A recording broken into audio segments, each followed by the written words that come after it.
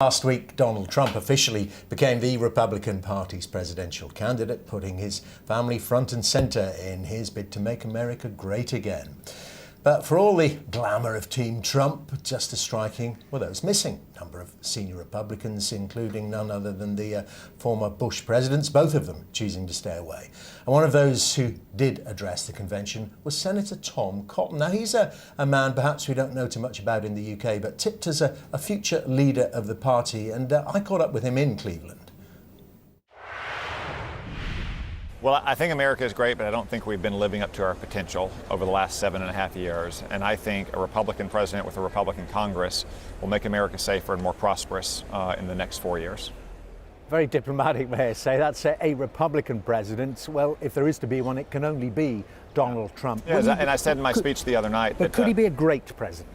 Well, we haven't had many great presidents, and a lot of them you might not have thought they were going to be great in advance if you look at, say, the backgrounds of Abraham Lincoln or FDR or Ronald Reagan. So right now I would take a president who will make America safer, get America working again, and get people back to work. I don't think Hillary Clinton will do that. I think in a Trump-Pence administration with a Republican Congress, we will. Would you rather have seen somebody else standing for the Republican Party? No, that's water under the bridge. At this point, Donald Trump and Mike Pence is our ticket, and I want to make sure that Republicans win up and down the ballot. But would you say the Republican Party now seems united after this convention? There's been a lot of bumps along the road during the course of the week. I think we're united, but you know, unity is not enough for us. Republicans are not a majority in this country. Democrats aren't either, fortunately, but we have to leave Cleveland focused on appealing to the independents, the moderates, even the disaffected Democrats who are looking for a change in direction, and that is a pretty broad majority of our country. You mentioned the speeches. I vaguely remember your own speech. I say that because the New Yorker magazine called it the most forgettable speech of the convention, and almost saying that you did that deliberately, that you're keeping your powder dry. You have so many policy differences with the candidate Trump. Well, it was a special occasion for me and for my family as well, so it was memorable for them.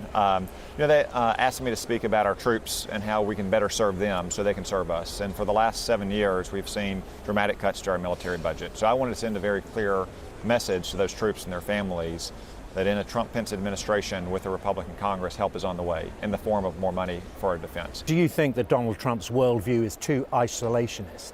Well, we have some differences of opinion, but let's not forget that Barack Obama has been unsettling our allies pretty severely for the last 7.5 years. He implied in a magazine article just a couple months ago that the UK was not a reliable ally. He went to London and essentially threatened British voters that they would not get a favorable trade deal if they exercised their sovereign right to govern themselves and to leave the European Union. So I strongly disagree with those comments, just as I have some differences of opinion with Donald Trump. You've touched on it then, the issue of the United Kingdom leaving the European Union. Well, what's your view? You didn't like what Barack Obama said. What is your view about how the United States should treat the UK when it comes to trade deals? Well, I think the UK will be great in or out of the European Union. I didn't express an opinion during the debate. I thought it was a decision for the British voters. It's one thing for foreign leaders to express an opinion, but it's another thing to do what Barack Obama and some of the leaders on the continent did, which is threaten punitive retaliation against your people for exercising that right. I understand a lot of the frustrations of British voters in dealing with the regulatory superstructure of Brussels, as well as the uncontrolled flow of migrants into the UK as well. Those are some of the same challenges that we have in the United States with the way Washington has been failing the states and failing our communities. And you also detect in that vote in the United Kingdom some of the same eddies amongst the population, a population that feels that the political elites don't speak for them and leaving them behind. There are populist insurgencies on both sides of the Atlantic, on both the right and the left. And that is because people across these nations feel that their leaders are not addressing the very real anxieties they have. An economy in which wages are not increasing, the cost of living is growing up. In Europe, you have a serious migrant problem from Syria and other points south that is threatening your communities. We have some of the same challenges with mass immigration here in this country. So our leaders, rather than trying to hold back those populist forces, they should address the underlying anxieties that the voters have if they really want to be leaders. Should you build a wall along the Mexican border then? Well, we should have a fence on our southern border. And in fact, Congress has mandated a fence for over 20 years, yet there's not a fence.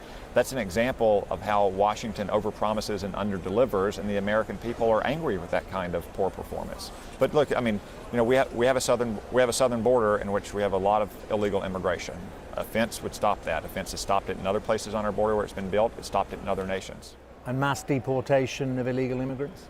No, because obviously that would lead to the kind of enforcement, organization and mass budget expenditures that we simply can't afford, and that would be not in keeping with the practices of U.S. civil liberties going back 100 years. But we need to get serious about immigration. We do need to build a fence. We do need to control immigration levels, and we do need to make sure that people with visas are coming in, doing their business on their visa, and leaving at the right time. Just want to go back to the international dimension. And do you feel that Donald Trump has overdone his admiration for President Vladimir Putin? Well, Vladimir Putin is no friend of the United States or the West, and it's important that we remember that. But candidate Trump admires some of his qualities. Well, I suspect after this week, once Donald Trump, as all nominees have in the past, begin to receive the intelligence briefings that I've received as a member of the Intelligence Committee, his perspective might change, and he might realize that Vladimir Putin is no friend of the United States. He doesn't have our best interests at heart. He doesn't have any interests at heart. His fundamental objective is to divide the West, and specifically to divide the United States from Europe. And that's one of the key concerns within Europe and within NATO members within Europe, that again, Donald Trump hasn't been crystal clear that as the foremost power within NATO, the United States would intervene should Mr. Putin threaten any part of that alliance, particularly those countries that border Russia. Yeah. Well, we need to focus on making NATO stronger. Part of that is making sure that European members are meeting the 2% GDP commitment that we all made a few years ago, but part of it is being clear that the Article 5 security guarantee is ironclad. That's not coming, that's my point. That doesn't seem to be coming from Donald Trump. An attack against one of us is an attack against all of us. Well, I hope he makes it clear. He said that he didn't want to specify how he would respond with a Russian attack against a NATO member.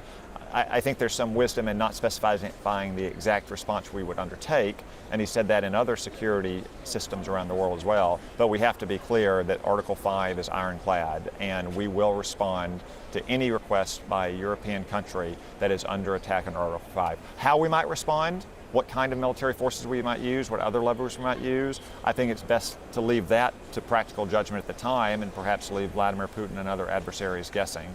But Article 5 is ironclad, and we have to remember as Americans, we are not a member of NATO, and we haven't made Article 5 pledges because it's a charitable gesture. It's not out of the goodness of our heart, it's because it's in our best security interests. And lastly, Senator, may I ask you about your own ambitions? You're a young man, and it's said, partly because of that speech and obviously because of your abilities, you might fancy a run should President Trump, should he fail over the 4 years, you might fancy a run in 2020 or in 2024? Well, 2020 and 2024 are a long ways away. I'm focused right now on 2016 and to make sure that we elect Republicans up and down the ballot, because I'm focused on serving the people who sent me to the Senate in Arkansas and also making this country safer and more prosperous. In the future, I'll make any decisions as they arise. Senator Cotton, thank you very much indeed. Thank you. Appreciate it.